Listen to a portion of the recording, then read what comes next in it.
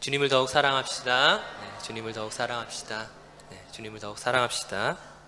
감사합니다. 오늘은 산상수훈의 7번째 말씀입니다.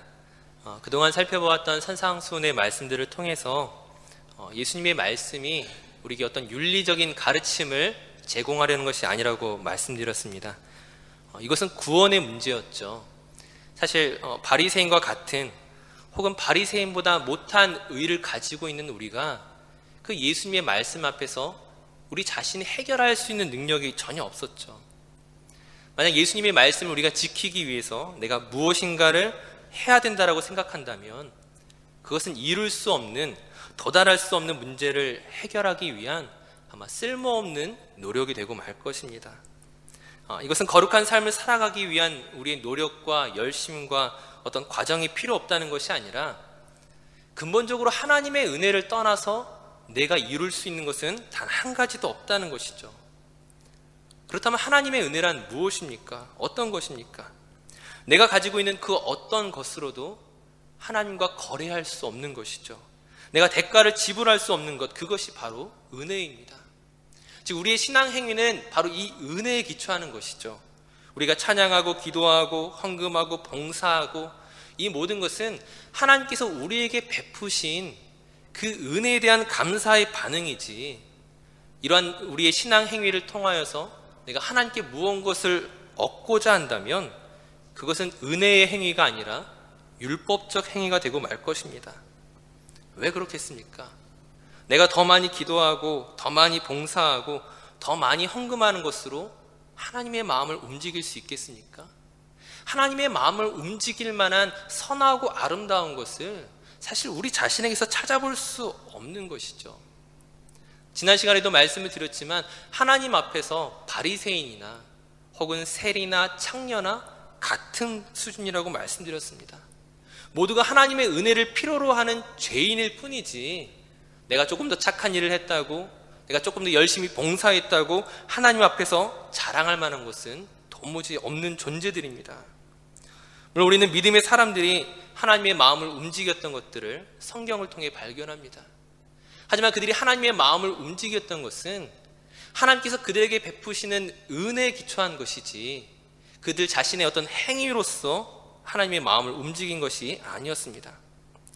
근데 우리는 이 모든 사실을 알고 있음에도 불구하고, 하나님의 은혜 때문에 내가 오늘 이 자리 가운데 와 있고 하나님의 은혜 때문에 내가 생명을 얻었다는 사실을 알고 있음에도 불구하고 예수님의 말씀 앞에서 다시금 율법적 기준으로 돌아가는 우리 자신을 발견하게 됩니다.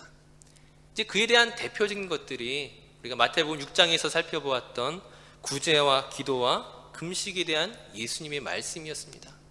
마치 내가 무엇인가 할 수 있는 것처럼 바리새인은 하지 못했던 그들과는 다른 어떤 나의 기준을 가지고 무언가 다시금 해보려고 하지만 그러나 또다시 실패할 수밖에 없다는 것이죠.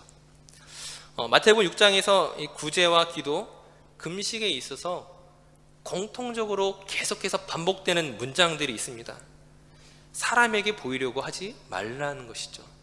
즉 은밀하게 하나님 앞에서 하라고 말씀하고 있습니다. 그러나 그동안 말씀을 드렸지만 내가 은밀하게 구제하고 은밀하게 기도하고 또 은밀하게 금식한다고 해서 이러한 신앙 행위들이 하나님의 마음을 기쁘시게 할 수 없다는 것이죠. 왜냐하면 이 신앙 행위라는 것은 제가 지금까지 말씀드렸던 것처럼 하나님의 은혜에 기초하여 그 하나님 우리를 바라보시는 그 마음과 그 뜻과 생각에 근거하여 그 은혜를 있는 그대로 받아들이는 사람만이 할 수 있는 것이라는 거죠.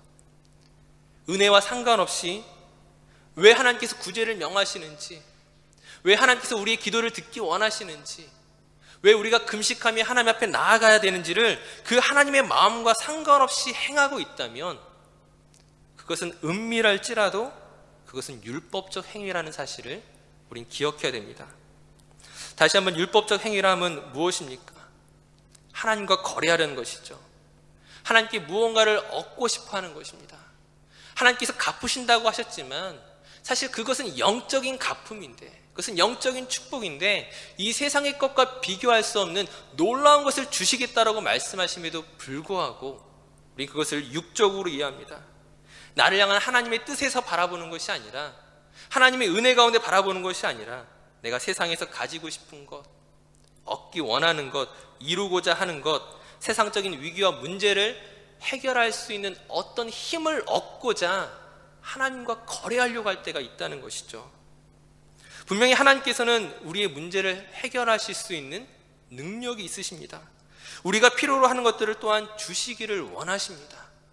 그러나 근본적으로 하나님의 마음을 우리가 이해하지 못한다면, 하나님께서 우리에게 근본적으로 주시고자 하는 그 은혜의 놀라운 것들, 그 은혜의 풍성한 비밀들을 우리가 이해하지 못한다면, 당장 오늘 나의 삶의 문제가 해결된 것이, 다른 사람들이 부러워하는 어떤 것들을 내가 얻게 된 것이 아무 소용도 없다는 것이죠.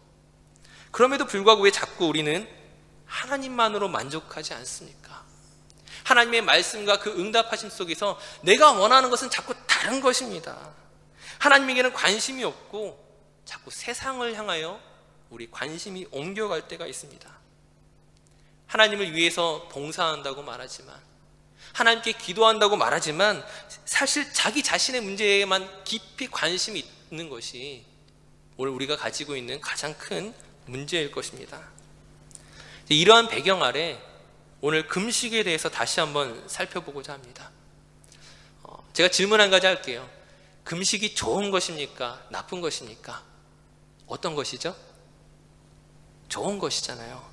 우리가 잘 알다시피 예수님께서 공생의 사역을 시작하기에 앞서서 40일 동안 금식하셨고, 세례 요한을 비롯해서 성경의 많은 믿음의 사람들이 하나님 앞에 금식하고 회개하며 하나님의 은혜를 구했는지 모릅니다. 제가 개인적으로 청년 시절에 한국에 있을 때 1년에 한두 차례씩 청평에 있는 강남 금식기도원에 갔습니다. 기도하고 금식하기 위해 갔는데, 매번 갈 때마다 느끼는 것이 금식하는 게 너무 힘들다는 거예요.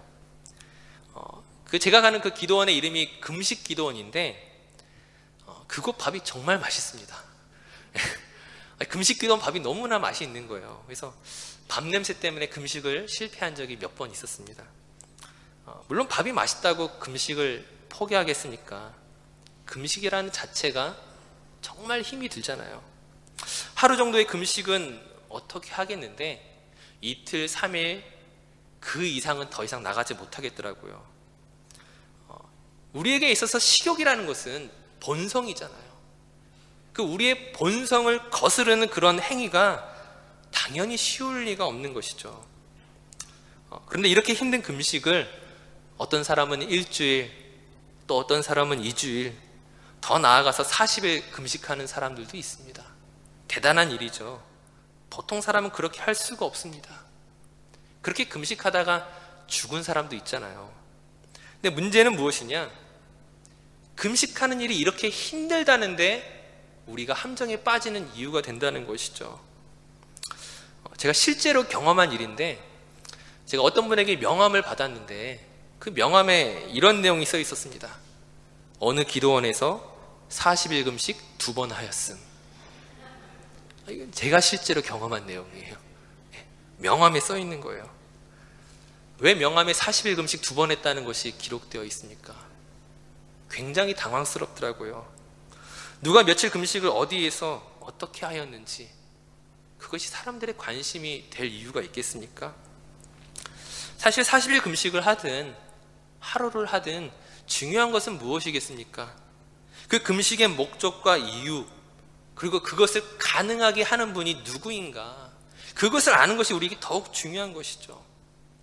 다시 한번 금식을 왜 하겠습니까? 아마 여러분들도 신앙생활하면서 한두 번 이상씩은 다 금식을 해봤을 텐데, 그냥 기도해도 되는데 왜 금식하며 기도하는 것입니까? 금식은 자기를 부정하는 행위이죠. 앞서 말씀드렸지만 음식을 먹는 것은 우리의 생명을 유지하기 위한 가장 기본적인 본성인데, 음식을 먹지 않는다는, 즉 자기의 생명을 죽이는 행위가 바로 금식입니다. 그렇다면 자기의 생명을 죽이는 그 우리의 본성을 거스르는 행위를 왜 하겠습니까? 아이러니하게도 자기의 본성을 거스르면서까지 하는 그 이유는 내가 살기 위해서 하는 것이죠. 지금 자기의 생명을 죽이는 행위를 하면서 동시에 내가 살려고 하는 것입니다. 지금 내가 직면한 이 현실의 문제로부터, 위기로부터, 혹은 어떤 중요한 일을 앞두고서 지금 이 문제를 해결하기 위해서 목숨을 거는 행위가 금식이죠. 이와 비슷한 것이 하나 있습니다. 이런 말도 아마 들어봤을 것입니다. 이순신 장군이 명량해전을 앞두고서 모인 군사들에게 무엇이라고 말합니까? 영화 명량에 보면 이렇게 나옵니다. 필사즉생, 생즉필사. 우리가 잘 아는 말들이죠. 죽고자 하면 살 것이요, 살고자 하면 죽을 것이다. 근데 지금 예수님의 말씀 앞에서 이 금식과 이순신 장군이 말하는 이 말들은 사실 자기의 본성을 거스른다는 의미에서는 비슷해 보이지만 사실 서로 다른 결과를 목적으로 하고 있습니다. 즉 다르다는 것이죠. 무엇이 다르겠습니까? 금식 기도는 나의 문제를 해결하기 위해서, 나의 생명을 건지기 위해서 내가 죽는 것으로 시작하였지만 결국 그 마지막은 무엇입니까? 참된 금식이 우리를 인도하는 것은 진짜 나의 죽음에 있다는 거예요. 나는 살고자 죽으려고 했지만 사실은 죽는 것이 금식의 목적이라는 거예요. 내가 최초에 목적한 것을 얻어내기 위해서 내 생명을 걸었다면 하나님께서 어떻게 우리를 인도하십니까? 나의 뜻과 계획과 소원과 말 그대로 나의 생명을 포기하는 데까지 우리를 인도하신다는 거예요. 우리의 생각과 하나님의 뜻이 다르다는 것이죠. 참된 금식은 무엇이냐? 죽는 척 하는 것이 아니라 진짜 죽어야 된다는 거예요. 왜냐하면 내가 죽어야만 내가 사는 것이 아니라 예수 그리스도께서 내 안에 사시는 것이기 때문입니다. 갈라디아서 2장 20절 말씀, 아마 여러분들 잘 알고 있는 말씀입니다. 우리 자막에 이 말씀을 한번 같이 읽도록 하겠습니다. 갈라디아서 2장 20절 말씀입니다. 내가 그리스도와 함께 십자가에 못 박혔나니 그런즉 이제는 내가 사는 것이 아니요 오직 내 안에 그리스도께서 사시는 것이라. 이제 내가 육체 가운데 사는 것은 나를 사랑하사 나를 위하여 자기 자신을 버리신 하나님의 아들을 믿는 믿음 안에서 사는 것이라. 아멘. 믿음의 사람들에게 금식이란 무엇입니까? 내가 원하는 것, 목적한 것, 바라는 것, 내가 기대했던 그 문제에 대한 해결책을 포기하는 것입니다. 내가 원하는 대로 때를 쓰는 것이 금식이 아니라 예수님의 십자가에서 함께 죽는 것입니다. 하나님의 뜻에 온전히 순종함으로 하나님께 모든 것들을 맡기는 것이 바로 금식의 목적이라는 것이죠. 하지만 어떤 사람들에게 있어서 금식은 다른 의미로 사용된다고 하는 거예요. 자꾸만 내가 원하는 것을 이루어내기 위한 수단으로 금식을 사용하는 사람이 있습니다. 하나님 이거 들어주시지 않으시면 저 진짜 죽습니다. 무엇입니까? 하나님을 협박하는 것이죠. 하나님에게 때를 쓰는 것입니다. 근데 그 어떤 사람들이 누구냐? 바로 우리 자신이라는 거예요. 다른 사람이 그렇게 때를 쓰는 것이 아니라 그 어떤 사람들, 하나님께 때를 쓰는, 하나님을 협박하는, 하나님과 거래하려고 하는 바로 그 사람들이 오늘 우리 자신이 아닙니까? 하루를 금식하고 이틀을 금식하고 일주일을 금식하는 것을 하나님과의 그 거래에 있어서 유리한 위치를 선점하기 위한, 그 유리한 위치를 얻어내기 위한 수단으로 우리가 사용하고 있지는 않습니까? 이것은 금식만을 말하는 것이 아니라 오늘 저와 여러분의 신앙 행위 전반에 걸쳐서 이것들이 무의식 속에 깔려 있다는 거예요. 내가 예배하고 구제하고 봉사하고 헌금하고 기도하는 이 모든 열심을 통하여서 결국에는 하나님의 뜻에 순종하는 것이 아니라 내가 원하는 것을 얻어내는 그런 방법으로 사용한다는 것이죠. 오늘 우리 자신에게서 예수 그리스도와 함께 십자가에 죽은 나를 발견할 수 있습니까? 십자가가 내 앞에 있는 것은 분명한데 우리는 못 박혀 있지 아니하고 그 못에서 풀려나와 피를 흘리면서도 내가 원하는 것을 향하여 돌아다니고 있는 그런 모습이 오늘 우리의 모습이 아니냐는 거예요. 왜 그렇습니까? 신앙생활을 오랫동안 해왔지만 내가 예수 그리스도를 믿는다고 말하면서도 왜 우리의 모습은 이런 어린아이와 같습니까? 우리에게 기도라는 것이 너무나 어린아이와 같은 모습일 때가 있습니다. 어린아이가 아빠에게 무엇인가를 얻어내기 위한 요청과 부름, 이 정도로 우리의 수준이 낮춰져 있을 때가 많이 있다는 거예요. 물론 그것이 완전히 잘못된 것은 아니죠. 당연히 그렇게 해야 됩니다. 아이가 해결할 수 없는 어떤 문제에 대해서 아빠를 부르는 것은 너무나 당연한 일이죠. 근데 그 아이가 장난감을 얻기 위해서 그 아빠 앞에서 단식 투쟁을 한다면, 금식을 선포한다면 그것은 아버지에게 있어서 당황스러운 일이 될 것입니다. 어린아이가 나 밥 안 먹을 거야 막 떼를 쓸 때에 사실 그렇게 하지 않아도 아빠가 보기에 이 내 자녀에게 이것이 필요하다면 왜 주시지 않겠습니까? 사실 필요 없음에도 불구하고 그 때로 인하여서 줄 수 있을지는 모르겠지만 중요한 것은 무엇입니까? 우리가 언제까지 어린아이로 남겠느냐 하는 거예요. 10년, 20년, 30년이 지났는데 여전히 어린아이와 같이 하나님 앞에서 떼를 쓰고 어거지를 쓰고 얻기만을 바란다면 그것은 옳지 못한 것이죠. 왜 그렇습니까? 우리가 생명이기 때문에, 생명은 자라가야 되는데, 장성해 가야 되는데 신앙의 연수와 상관없이 어린아이로 남아있다면 그것은 불행한 일이 될 것입니다. 하나님께서 우리에게 주시는 그 풍성한 복과 은혜를 온전히 누리지 못하고 살아간다면 그것이야말로 너무나 안타까운 일이 될 수밖에 없다는 것이죠. 우리가 하나님에 대해서 알아가면서 우리 믿음이 장성해 가면서 우리는 어떤 것을 발견하게 되겠습니까? 내 생각보다 하나님의 생각이 옳다는 것입니다. 나를 가장 잘 아시는 그 하나님께서, 나를 가장 사랑하시는 그 하나님께서 나의 가장 필요한 때에, 필요한 순간에 필요한 것들로 능히 채워주시는 분이심을 내가 믿고 신뢰하기에 때로는 지금의 어려움과 슬픔과 그 모든 것들을 때로는 눈물을 흘리면서도 인내하고 기다리는 것, 그것이 우리가 믿음으로 자라가는 것 아니겠습니까?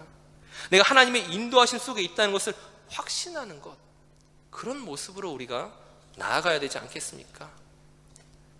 다시 한번 우리가 금식에 대해서, 이 금식이 나에게서 어떤 의미인지 다시 한번 확인하셨으면 좋겠습니다. 금식 좋은 것이라고 말씀드렸죠. 금식을 통하여 나의 정욕과 나의 욕심과 나의 수단과 나의 계획을 죽이는 것입니다. 나는 죽고 나는 살아낸 그곳에 나를 위해 십자가 지신 예수 그리스도가 남아있는 것을 보게 될 것입니다. 하나님의 아들이 사람이 되셨고 그 하나님의 아들 예수 그리스도께서 나를 위하여 십자가의 고통을 지셨다면 그 하나님께서, 그 예수 그리스도께서 더 놀라운 일들을 오늘 우리 가운데 행하실 것들을 믿으시기 바랍니다. 예수 그리스도의 그 십자가 앞에서 다시 한번 못 박히는 저와 여러분이 되었으면 좋겠어요. 예수 그리스도의 십자가 앞에서 함께 못 박히며, 하지만 그것은 죽은 것이 아니라 그리스도와 함께 사는 것임을 믿음의 눈으로 바라볼 수 있는 저 어린 모든 성도들 되시기를 간절히 축원합니다. 이제 우리 함께 찬양하며 기도했으면 좋겠습니다. 우리 내 이름 아시죠? 우리 다시 한번 이 찬양하시면서 우리를 가장 잘 아시는 그 하나님께서 우리를 어떠한 삶의 길로 인도하시는지